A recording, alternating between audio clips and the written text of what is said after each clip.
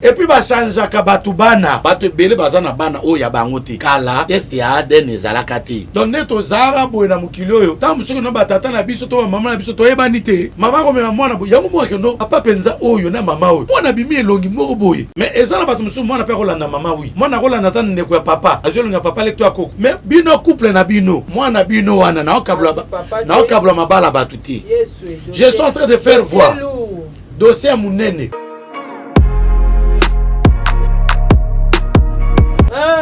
Moi ne faut la date longue tala ngana moi na ko mon keren no so tela za loko langa na ba zolo ne longue na misu na ndenge moko moi ba beta déjà balle dans monde ténèbres mutu ne sa bien ba beta balle do bando ki ba pumuki na butu ba 15 0 ba zonga 4 ba saka nan ba tiene moi na ballon penalty wo wo anu wo kufra njoka ne ballon mwana wana na naissance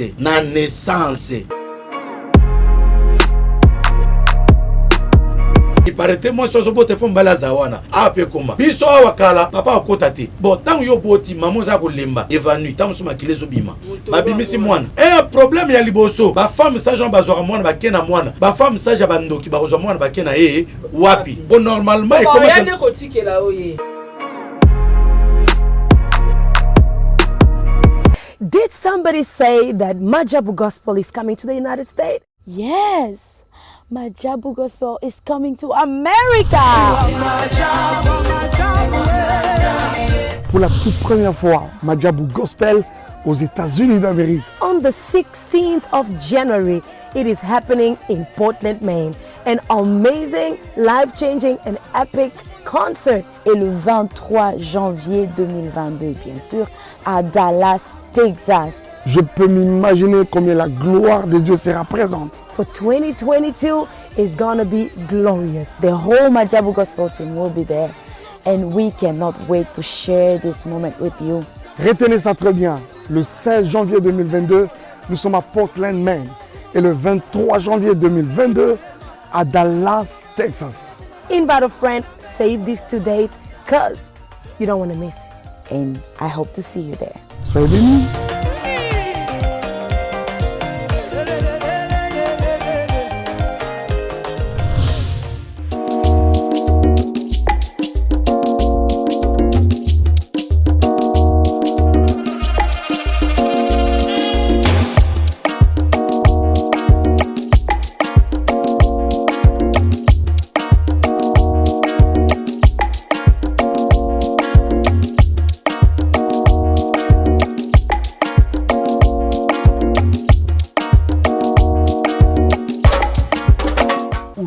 Papa oyo nini omoni makam na landelaka papa wana mokolo yo jeune garçon kaka moko olembi papa limbisanga pona dérangement biso ba jeune mikongo déjà ekufi bino bozosala ndenge nini mpo mokongo na bino ezala toujours efficace et le silence démarqué. Viens. Cabinet Dr Aladji 2022 Kimana Lombango chez Dr Ahmed Yakozwa Uko Force pour la faiblesse sexuelle, Aqua pour la hémorroïde, Acacia pour la prostate, Awika renforcé spermatozoïde, Iba pour la colisanzoto ya papa, Arariro pour la infection, Ahmed Azo soigné, Dr Ahmed Azo soigné faiblesse sexuelle, IST, hémorroïde, diabète, hypertension, hypotension, hypotension, stérilité, rhumatisme, épilepsie, myome. Benabus 243 82 97 37 164. Soit Oye sur avenue Loubefou numéro 17 na commune Yalemba. Référence salle du royaume des témoins de Jéhovah. Pona Batwamiki Yalibanda. WhatsApp na 89 97 78 138.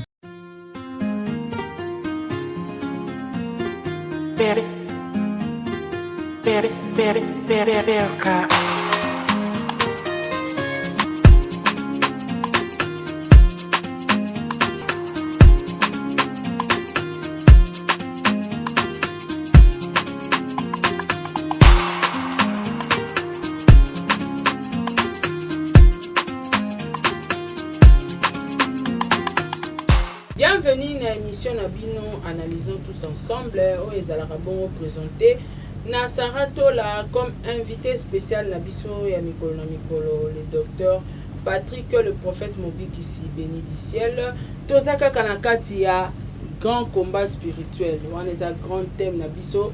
Sous-thème. Alors, tout est aussi ça combat de mariage. Namoni batu bakomelenga maman Sarah faut pas bolobela divorce to bolobela yango. Mais kasi lelo tozo épinglé to koti na kati ya combat de naissance. To bolobela lelo combat de naissance. To bolobela trois grands ennemis de la destinée. To bolobela ngona kati ya combat de naissance. Alors, merci beaucoup na bino batu bolingaka émission Oyo, bino batu soutenaka émission Oyo. Merci na Bon Délivre Bonse qui derrière la caméra, merci na Ferdinand Boutouale, kuna na réalisation na régie, merci beaucoup na ba partenaire na ngagnon sur sponsor nanga Majabu Gospel, Azir J Magic Adassa, Fondation Saratola, merci na Tata Poe Fapekato, merci na Jenny Beta Industriel, moi c'est à Pembe. Merci na maman Madolelo na Germanie, motema ya papa Samuel. Merci na maman Gina Amatou, motema ya papa Aaron Amatou, le prince de Dubaï. Pourquoi pas na Jenny Beta Industriel, moi c'est à Pembe. Merci na Melia Mweba, la privée de Orlando Domingos, le président Charles Tamboué. Merci à toi. Merci na papa Diego Milito pour ton assistance. Merci P na Tadi Yabangalapa, lui c'est mon frère. Merci beaucoup Nayo. Merci beaucoup na maman Mapasa Yaya Montode Bobuchap officiel. Merci Nayo. Merci na batunios tout bo soutenir la chaîne nangai. Bozara déjà dédicacé na ba commentaire. To tanga bato bazara dédicacé kuna te le rôle ba sol memba et sol memba posa dédicacé kuna. Ozia Masamba, Makiala Kumba, Angelo Caruana, merci Andrea, Bob 08, la joie Monakese. Odette Monkekola, namoni bandeko belé bazongi na ndako na bango en tout cas boye malamu. Merci beaucoup Nadalia Onima et des Arcanes Sarah Abwele, Edwige Kala la Pamela Kabea, Célia Kike la Rose Bonga, Papa Edi MK. Merci beaucoup na président Bébé na la présidente maman Nathalie. Alors Montréal, ceux qui vraiment osa même langage nangai vraiment au le plateau. J'ai dit bonjour docteur Patrick. Bonjour maman Saratola, grand esprit, première dame, il y a presse même Toloba et puis futur député. Où nous avons reçu la carte nayo et zébélé par rapport à Oyo Saï la cahier. Nous sommes à l'âme ya moto jamais pour la carte. Amen. Alors, nous avons surtout et au Bongisa pétant il y a ma évangile. Na vie nayo. Donc yo naba Pierre, naba Jacques, naba Jean, bo salam salamoko. Allez partout dans le monde. Faites de toutes les nations mes disciples. Mais Jean, Pierre, pas qu'il y ait un monde à tête. Pas un monde qui est monde à tête. Pas sous-carrément quelque part. Mais là, analysons tous ensemble. Et qui est monde entier. Donc vraiment, aux jouer rôle, il y a accomplissement la parole de Dieu. Il y a un moment que nous avons fait il y a un moment que nous avons fait parce que tant que nous avons la ranzame, il faut analyser ensemble comment l'évangile est annoncé partout dans le monde, accomplissement de la parole de Jésus-Christ, Matthieu chapitre 28. N'a pas mal bon Hollande biso, n'a pas mal bon délivre, n'a pas si mot na président Diego ou a ubeta pena Zénith de Paris, ou ça pour ba monsieur Fubakoya, pour monsieur Bamata. Bible dit plusieurs qui étaient les premiers seront les derniers. Ceux qui étaient les derniers seront les premiers. Je prophétise déjà les alliés makamwa minen onzambe wa sala ba grande salona ubeta yango et il va voyager, il va effectuer des voyages pour la rentable parce que quand Goliath tombe, c'est la victoire de David et pour les enfants d'Israël. Voilà. Amen beaucoup. Amen. Merci beaucoup, docteur Patrick. De l'autre, le combat de naissance. Le combat de mariage. La question de Nazanango. Retour dans le docteur Patrick. Docteur Patrick, tant que le combat de naissance, nous avons botami. Azaki na kati ya biduma ebi lorote. Abimba mona combat. Ils ont l'accent. Merci beaucoup maman Saratola. Naza très sérieux lelo. Naza agité te. Mam na oloba. Naza mbamba ute naza la malembe pour pas comprendre makam oyo. Na kolinga natanga na Bible d'abord. OK. Na Ézéchiel chapitre 16 verset 4. Bible lobi boy. Na sambeli, éternel le bon Dieu, ouvre les oreilles de ces peuples. Circoncis leurs oreilles afin qu'ils nous écoutent religieusement. J'anéantis toute puissance diabolique maléfique qui va s'élever au cours de cette émission, au nom puissant de Jésus-Christ, que ton Esprit Saint nous guide, car ta parole déclare, un témoin fidèle apporte la guérison. Seigneur Dieu Tout-Puissant, je veux que j'apporte la guérison dans la vie de ce peuple, au nom puissant de Jésus-Christ. Amen. Ézéchiel chapitre 16, verset 4. Bible le Bible. À ta naissance, au jour où tu naquis, ton nombril n'a pas été coupé. Tu n'as pas été lavé dans l'eau pour être purifié. Tu n'as pas été frotté avec du sel. Tu n'as pas été enveloppé dans des langues. Nul n'a porté sur toi un regard de pitié pour te faire une seule de ces choses par compassion pour toi. Mais tu as été jeté dans les champs les jours de ta naissance parce qu'on avait horreur de toi. J'ai passé près de toi, je t'ai aperçu, baigné dans ton sang, et je t'ai dit, vide à ton sang. Je t'ai dit, vide à ton sang. Maman Sarata la likambo uyu. Epe singa malili na kati ya nzoto. Mukolo muto abota mabi na muto uyu. Mutolu na we kata makite. Ton nombril n'a pas été coupé. Ezan batumsu mutole kata makite, mutole kata mite la kisinine. Alliance oyo mutu azanango na ba para na ye, na ba koko na ye, ezo zala lié à partir ya mutolu. Mwana na kati ya libumu aliaka ba fufu to liaka te. Mwana na kati ya libumu aliaka na nzela mutolu. Peut-être pour la bato ba ebité, ezala mwasi moko abenganga comprenate na bandela ngusulelo. Règle au bambasi ba bimisaka, ezala makilate ezala salité te. Ezala protéine, ezali quantité nutritive. Na lo bako éducateur à la vie. Quantité nutritive onzambe asala, lokola stock. Et vendre kana nzoto mwana mwasi mwanyo surtout ceux qui moi ça juizemi au moins que non makile bima souté mwana et comme que se produire mwana ko se nourrir na ba règle wana ezaka makilati ya mwana ki basaila ngoko voilà ozomona ezali vi mobimbizo ko talo mwana liaka te ole fufu yepe ale fufu na kati ya libumuté ole pilipili yepe ale pilipili ole safté nenge ekokota na kati estomac na se transformer en protéine ndesuko ekokoma matière wana inde mona kolia nende mona nzambe asala mwasi. Dieu c'est un monsieur compliqué, c'est un homme compliqué. Je l'appelle Médecins sans frontières. Il guérit le corps, l'âme et l'esprit. Il est différent de tous les médecins. Ba médecin mo kilo baza limité au mona moto ke campus ayekolika motema abimi cardiologue. Monsieur école ko traiter poso abimi dermatologue. Monsieur abi ko traiter ka miso aza ophtalmologiste. Monsieur ou bien ophtalmologue. Monsieur ayekoli pneumologue. Mais Nzambe aza généraliste. Lui il comprend toutes les sciences. Il guérit toutes sortes de maladies sans problème, sans médicaments ni opération. Yangwana si tu es malade, tu as des problèmes, des difficultés, accroche-toi à ces dieux-là. Au jour d'aujourd'hui, je t'apporte un évangile des solutions.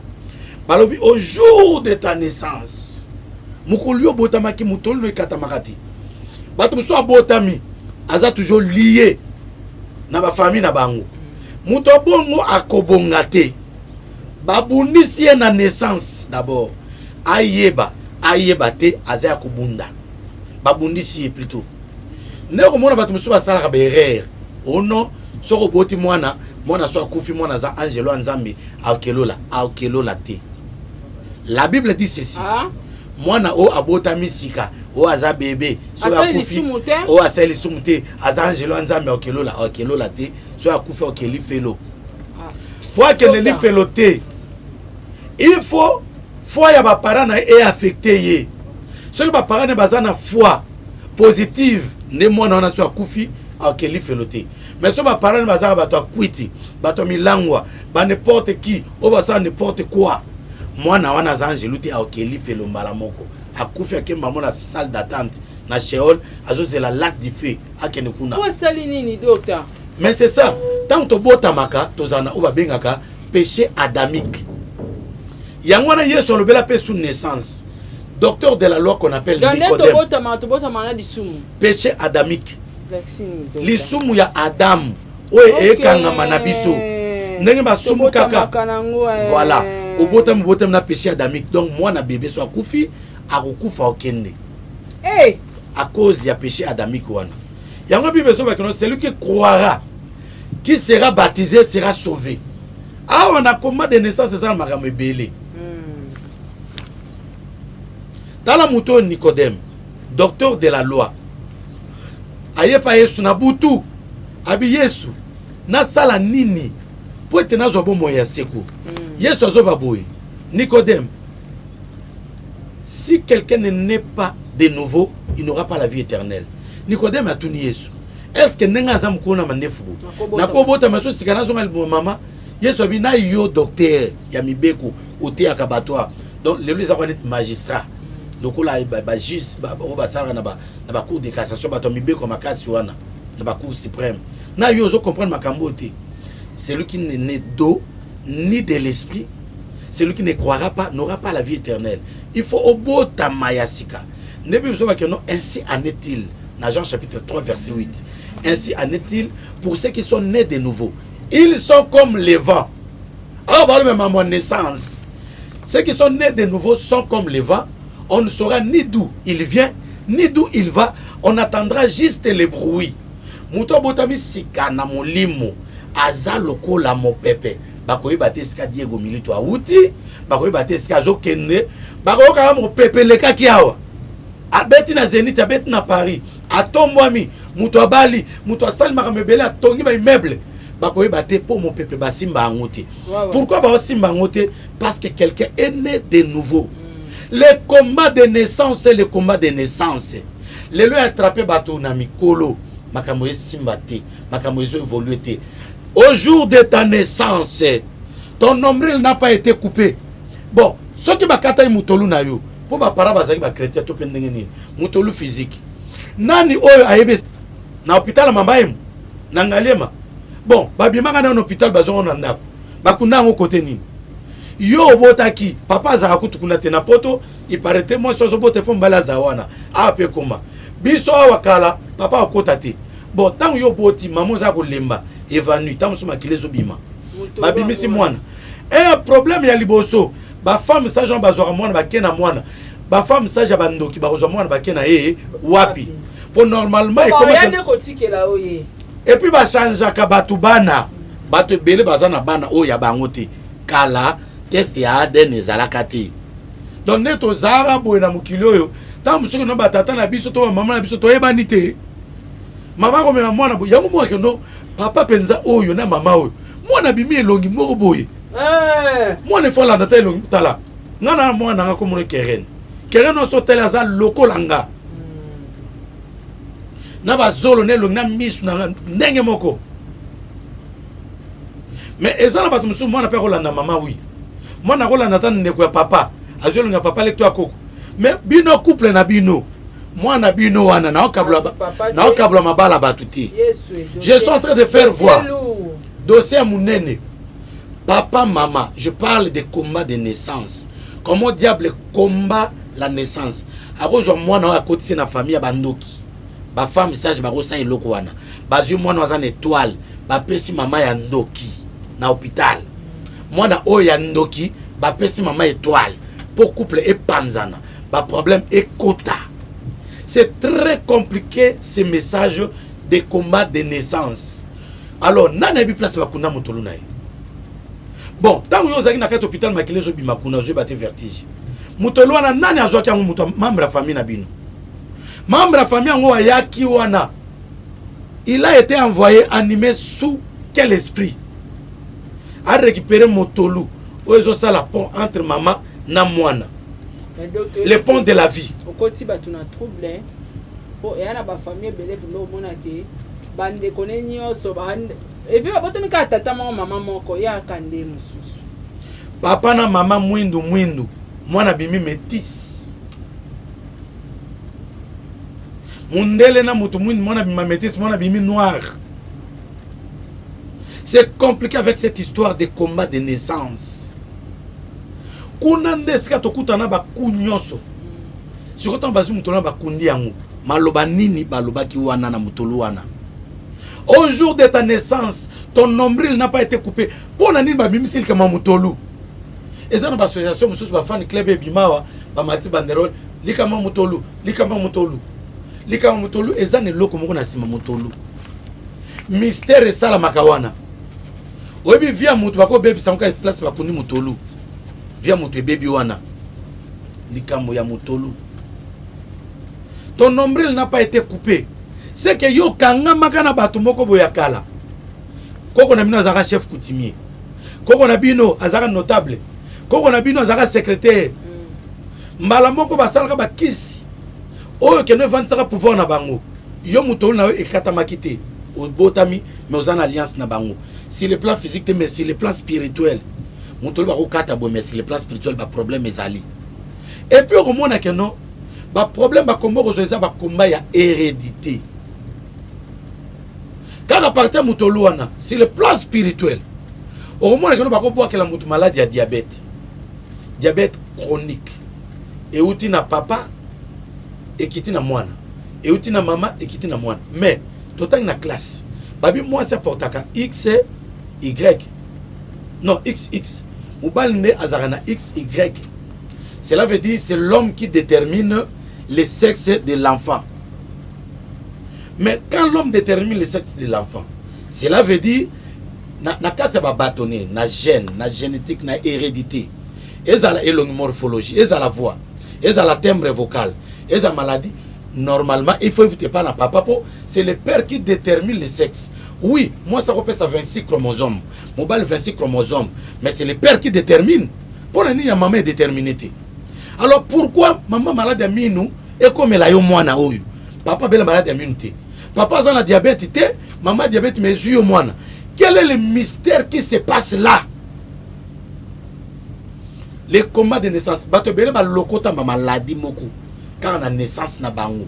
Bato belle fi na bango beba quand maladie wa na naissance. Ne lelo libale e simbate. Ne lelo ba complication. Ne lelo zo luka voyage ezo simbate. Ne lelo zo luka musala ezo simbate. Ozo luka bota ezo simbate. Ozo luka évoluer ezo simbate. Otanga classe ozo luka musala ezo simbate. Les combats de naissance. Wana ozana conscience. Yango nzamba zo bisa Jérémie. Jérémie, avant que tu sois formé dans le ventre de ta maman, je te connaissais. Je t'avais consacré. Moutabimi Nante, bah consacré déjà. Je t'avais établi prophète des nations. Je t'envoie aujourd'hui. Jérémie a dit, Seigneur, je ne sais pas parler, je suis un enfant. Nzambe Bissier, tu iras verser à qui je t'enverrai. Je te donne le pouvoir de construire, d'abattre, de détruire, de reconstruire. Moi, Jérémie, Nzambe appelle ses pouvoirs. La naissance, la naissance, les esprits sont en contact avec les enfants. Yangouana ceux qui moi ça zana zem. Papa Kosalma s'est quitté. Maman Kosalma s'est quitté. Benga le prophète. Appelle-moi le docteur. Ce que vous a passé, monsieur Benga Bango. Ce que vous a passé, on va averti. On va alerter spirituellement. Benga Bamba lande la zem. Pourquoi basala phénomène oyo? Moi soit zana zem il faut banda kilo. Il faut lande la kilo. Ce moi soit que kilo te. Mon nganga wana akogangela na ndenge ya kusakana te. Ah oui hein. Pourquoi basi balanda kilo? Ndenge basi balanda kilo na bonzoto. Na molimo pe landaka évolution ya grossesse na yo. Tata mwasi na nga propre. Bazo bundise na mwana moko boy. Mwana na za voisin. Alobi boy. Ye ayaka azwaka zemi ya tata mwasi. Amema ngo na monde ya ténèbres. Babeta ka zemi bale. Tata mwasi bana ko nyokoma. Tia ki no bota na hôpital Saint-Joseph. Mwana ngo pe akufa. Mwana ba beta déjà balle dans le monde des ténèbres. Moutou ne sait bien. Ba beta balle. Donc bandoki ba pumuki na butu. Ba 15 heures, ba zonga 4 heures, ba sakanan. Ba tiene mwana ballon. Penalty. Boum, wow. Eh, wow. Eh anu, wow. Koufra, njoka ne ballon mwana wana. Na naissance. Tous les périodes oyo na grossesse, avant grossesse na après. Neto lobela. Alors via batebele beba parti à wana. Tala Yesu Masia, Jésus-Christ de Nazareth. Babi que non les mages étaient à l'Orient. Ils ont vu l'étoile de Jésus-Christ. Jésus-Christ a Nzambe. mais étoile na ebimi place ya zati ebimi côté mususu yango mo muto na poto vine kanami na bandundu muto na poto vine kanami na Équateur Jésus est moko asibisa yango combat de naissance abotami awa mais kuna ba magicien ba mage moko azaka africain moko azaka européen moko azaka asiatique ba mage misatu wana Balthazar, Gaspard, na un autre mage encore. Ba mon étoile de Jésus-Christ. Ba magicien. Ba bande ko vanda likola tour gouvernement futa bango mbongo. Ba étudiaka ba étoile. Wana tango to ko lobela makamba combat des étoiles. OK, bango bazaka ka rose. Bango ba vandi wana basaka lo musute. Ba vandi basaka lo musute ba étudiaka ba étoile. Yango tango ba komaka pe Hérode. Hérode a tourné, où est le roi des Juifs qui vient de naître, toujours naissance. Ce qu'on a là Joseph, na Marie, bah yé bah coûte que nous mon bah en étoile, bah yé bah coûte qu'autant ngate étoile té, bitumba. Hérode a dit que nous bon luka moi na n'a pas n'gana ko fuka melaye, combat de naissance. Moi na muke contre un roi, bah roi soka bomi a bomi. Combat de naissance. Alors, au jour de ta naissance, au jour où tu n'as qui, ton nombril n'a pas été coupé, tu n'as pas été lavé dans l'eau. Ce que tu tami, il faut pas soucouler na maï. Nana sa la pratique à maï. Na sa la mafuta. Na sa la kamungwa. Na sa la onyo son inspiration za meroye bisangai. Tu n'as pas été lavé dans l'eau. L'eau a la parole de Dieu. Point d'interrogation.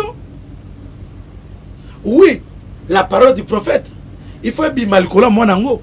Mwana botam pona nini na Bible zaki le 8e jour. Soko boti mwana opese comme monante. Il faut la 8e jour ekoka. No pesi mwana kombo.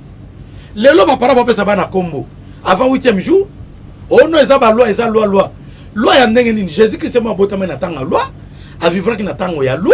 Asaki makambo ya loi yoko boya loi pona nini ono Jésus Christ a effacé la loi ba comment wapi il n'était pas venu pour abolir la loi mais pour accomplir.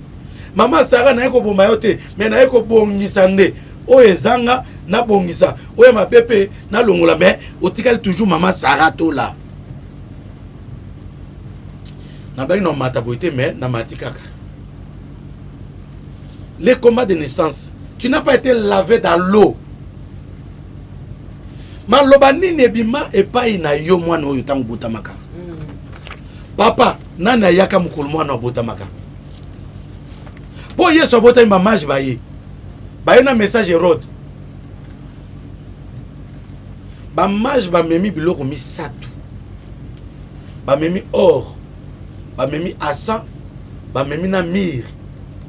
Obi ke baye na message mobimba na vie à Jésus-Christ.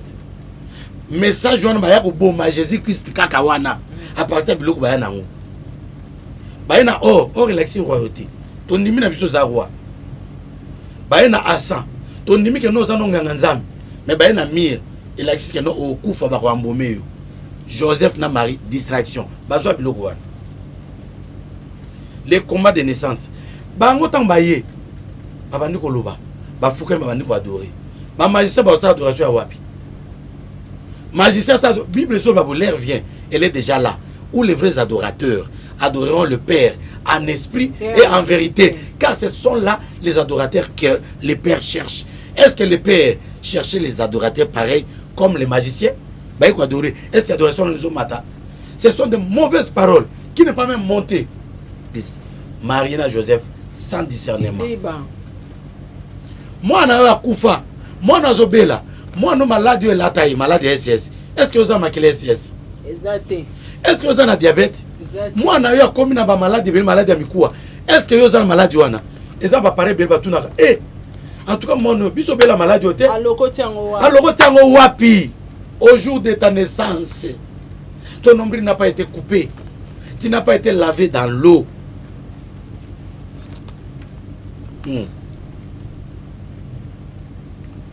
Tu n'as pas été frotté avec du sel. Moi, na muke, bazo mungu ba frotté na nzoto na ye. bino boloba que no pratique mungwa eza biblique te au nom tobondaka au nom de Jésus-Christ. Jésus-Christ ye moko azwaka soyi asangisi na bazelo atie na miso ya moto ayebisi kende na réservoir ya Siloé kende kosukola. Jésus-Christ azazoba azamayele te mais ayebi mamba osala monde d'esprit elingaka ba pratique na ba cérémonie. Les esprits aiment les pratiques et les cérémonies.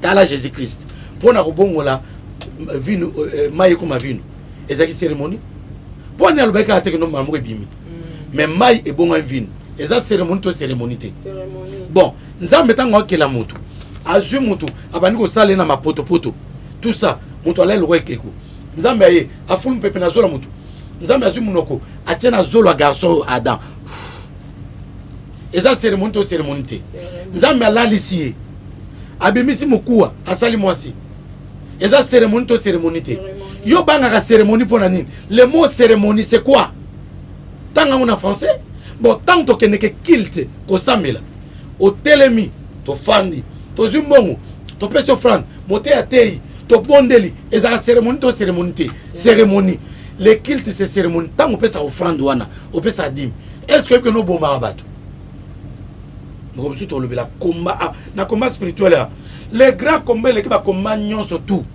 so lingo longa banguna na yo bakweya bazwa ko lisu te pesa dim maman Sarah to resolant bato ba no dim ça Ancien Testament dans l'action de la Bible les combats des offrandes et des dîmes. Merci nous obim ça va soutenir penza en tout cas na kata vision combat des offrandes so lingo longa banguna ato lingo pesa dim te na bi ko linga pesa dim te yo linga maté ya boité oui c'est bien mais na ko prouver na Bible que non banguna nyonso tout oya makasi ya minene bakweya kana dim na offrande o lingo linga te oboya ondima na l'action na Bible awa le bon maman Sarah bosa na ko to le la combat so ya bosa ni botindele ba mituna na bosa na te tu n'as pas été frotté avec du sel na banzi que non pour na leo na kosuka na nwana pour le lot ozaka toyeka na naissance voilà introduction kaka mutu mso mituna combat de naissance ni mwana botama ebi lisumu te combat ngo ya nini yango to expliquer kutu mwana bébé soka botami esquisse et que ba parents na ba na foi malamu te mwana wana okende chez maman Sarah lelo na lalité butu lelo lobi na butu na zobondela pona mwana nga moko boya molimo mbala moko to so na to so la kutu na bondel pona to no solo la ba ernil ba iner azan États-Unis non na Canada mamu to gangi au nom de Jésus okufate et oza nzambe et tout ça banda ko ba prière nazo benga zo le souté tellement to comme iner moi na ganga makasi na benga pesate na bon moi pe na kata téléphone ils téléphone yo kakaka nzoka ne mwana ye ya bébé mbala mo solo ni mu pepe petit bana bazaka fragile faible ya mwana tala Jésus-Christ nzambe abimeli Joseph na noto abi Joseph zo mwana na Marie bokima en Égypte tina bomero do Jésus-Christ nzambe me bakimisi en Égypte en Afrique akima kawawa tita makoli Hérode akufine Jésus azongi mwana wana mama Sarah tondu sambela ngana lali na 5 heures na tune boni mwana abi papa ba tuna ambulance ba yakia les ambulanciers ba ba ju mwana ba kena ye na hôpital ngana bonga mpona kende mais mbalmo ba no ganga juste zabela ngai okukufa te mwana mso akangami ayoki somo ndenge nini ambulance yaki na ndako na bango ne ba même mwana msusu na bani ko prier na prier na bi zo ul d'onction simbaye bondela loba maloba boy pas mona l'amour qui sur place na pesi moté to solo na ye mam na loba yo moebi na temps ko mona oti les combats de naissance existent et ça si j'ai moulai to kotina nkuté na magamba ngo to saka na combat de kombo kaka na kombo kaka définition. En tout cas, merci beaucoup, docteur Patrick. Merci na bande konyos tout bolandi biso ndenge bolanda ki biso na combat de mariage, bolanda combat de naissance attentivement parce que biso nyos tout botaka. toza pe na bana il faut te préparer à venir na bango. Docteur Patrick ngana to kabwani awa na ebte soko za na message mususu asuka ko bakisa to pe moi ba dédicace. Anomalie na ndako na yo ozomona malade ekotela bana na yo ozo comprendre te. Tango ya ngoyo la Bible dit déjà un enfant laisse voir sa conduite si elle sera bonne ou mauvaise. Déjà moi on l'a ça déjà. Tango on a déjà que non mwana oyo yo paro za malamu. Mwana banoko madea mabe. Okabeli mwana biscuit. Azong sera obo. Osengi aboya lingite. Mwana bani malade moko malade o comprendre. Pédiatrie na pédiatrie. Pédiatrie na pédiatrie. Banda botama. Azu combat de naissance bandi ko betaille. Bana bomba za une étoile. Tant on le verse au combat des étoiles. La nabiso attentivement ba émission oyo. Tolobela na bana o babotama na makolo. Na miso ba bima na makolo. O ba bien bona ki kongo ba sunda. Komi ango. Bana miso ba bima na loboko. Tolba mam nyonso to. Bana miso ba bima pesi sima. Comme il faut bakata maman césarienne. Bango nyonso to na combat de naissance na ba césarienne. Omona maman akufi atikali. Ba question nyonso wana maman ba césarienne maman Sarah. Combat de naissance. Bana miso ba ka abo maman. Ya na kata combat de naissance. Maman za ine bien pour ki robota pour juicer mais ko bota. Ndeli wana yango wana. Basi nyonso bozana bazemi. Appelle le prophète Mobiki ici. Obota malamu sans césarienne. Césarienne na komba mututi. Akata ka batu libomu. Ah? Césarienne aza mututi. Ah? Césarienne mutu. Ba merece ba bi komba mutu césarienne. Opération césarienne. Césarienne wana inspirateur ya opération wana. Ya ko pasula ka batu. Mais oui. Bon? Mais oui. Basalinga césarienne de combat. Basali o César. Basali o soki godérienne. Césarienne comment mutu? Jésus-Christ. Donc vous avez no malamu, ou no kufa pour ngobota. L'enfant c'est une bénédiction. Moi na yo okufela, okufa pour moi na pourquoi? Ya tikali. Ya tikali. Babenge mwana à titre posthume. Ah? Mwana à titre posthume. Pour un enfant à titre posthume. Pour na niki notango ya botemba para ba kufi. Tala mwana ndengu wana. Akwa nesengo. Oza malamu. So bande kone baza envie ba olingete ba maman akufa. Combat de naissance maman Sarah komelanga kuna. Tu parler sur l'insémination. À titre hein? Posthume. Posthume. Tu le mambo ya insémination. Insémination.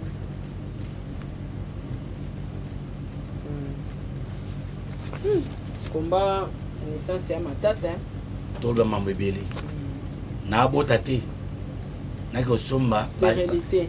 Na bota te, na ko somba banani sperme. Sperme wana na magasin ba sperme. OK na magasin ya sperme. Otala siko na magasin. Otala. Waza boga. Bana ba maboga. Siko historique ne ba komi. Azaka kanda azaki mulai 1m80 aseka mingi azaki mayele licencié otali biologie na ye biographie yo valide bi na lingi oyo spiritualité siko bongo spiritualité alien combat de naissance donc wana eza makambo ezoya Docteur Patrick ba dédicace ezate tout c'est dédicace ezate merci beaucoup na bande konyos tout bolandi biso to mona libino batu ba bengande so ngobota benga na bonda pona obota te okino kufa kuna basalo César na libuna ote benga na bonda pona obota bien bana Israël ya basi Pharaon a pesi batu hors de bana basi ba coucheuse ba femme sage ba kino bomba bana Israël ya so ba botama ba biboy ba femme ya ba hébreu soto komi pembe na bango basi ba boti déjà moto bomba bana na kati bomba bango ezate époque wana médecine ezaka évoluer te mais yo médecine comme évoluer ozana poto peso César et puis troisième César il faut ba kato ba trompe ou bien deuxième César.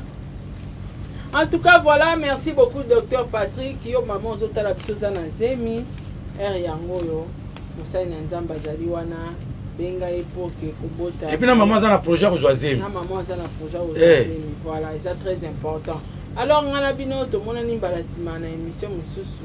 Au revoir.